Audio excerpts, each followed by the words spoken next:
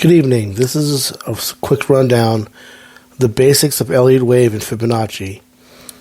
Elliott Wave is a popular technical analysis method that financial traders utilize to forecast market trends by identifying extremes in investor psychology, highs and lows in prices, and other collective factors. This crash course aims to take you through the basic principles of Elliott Wave, including its relationship with the Fibonacci number sequence, which is another significant aspect of market forecasting.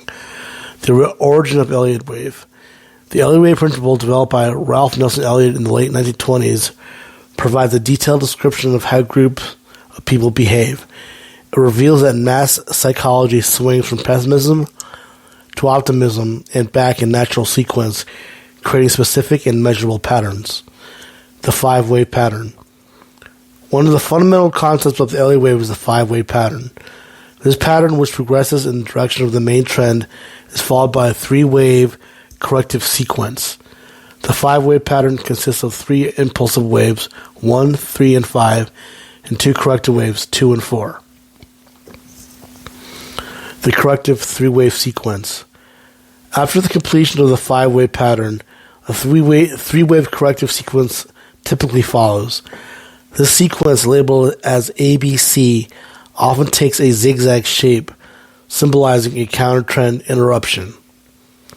The significance of wavelengths. In the Elliott Wave principle, the lengths of the waves are crucial.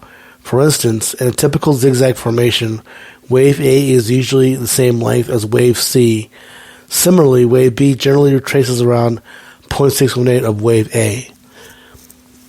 The Fibonacci ratios in Elliott Wave principle. Fibonacci ratios play a crucial role in determining the length of the waves. For example, wave 2 usually retraces about 0.618 of wave 1. Similarly, wave 3 is often 1.618 or 2.618 times the length of wave 1. The importance of wave 4. Wave 4 is significant in the Elliott Wave principle. A retracement of 0.382 of wave 3 indicates the formation of wave 4. When this happens, a bottom is likely near, or at worst, a fifth wave decline is expected before a sharp upward reversal. The breakout point.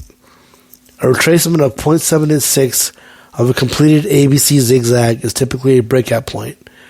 Traders often buy at this point as it signals the start of a new impulsive wave. The characteristics of wave 5. The fifth wave, either upwards or downwards, usually forms specific patterns. It can be equal to wave 1, or it could be 0.618 times the length of wave 1 plus wave 3. Sometimes it extends 1.618 times the length of wave 1. The ending diagonal.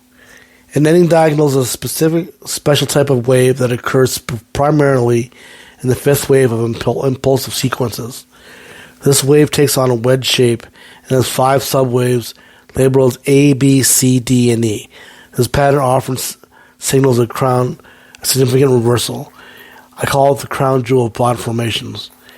Ending diagonals are often considered the crown jewel of bottom formations. They are seen as strong indicators of trend reversals, making them a valuable tool for traders. To conclude, understanding the Elliott Wave principle and its associated Fibonacci ratios can significantly enhance a trader's ability to predict market trends. As this crash course has shown, these tools, though seemingly complex, can be broken down to fundamental concepts that can be mastered with practice and patience.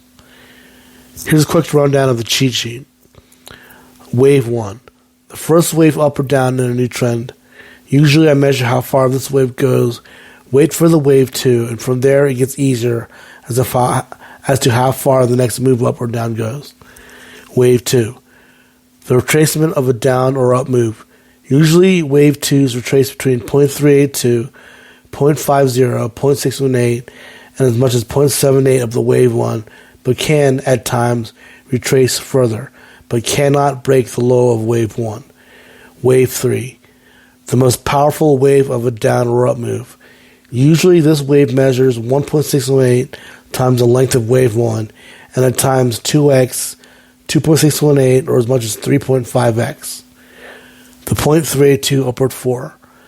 The best way to stop a downtrend that is clearly defined upward 2 and a clearly defined downward 3, that's 1.618 times wave 1, is to get a retracement that moves 0.382 the distance of the downward 3.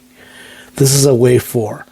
Typically, if it hits that 0.382 number on the nose and does not exceed it by a large margin, the weakest wave, the fifth wave would be the last part of the impulse before a large reversal.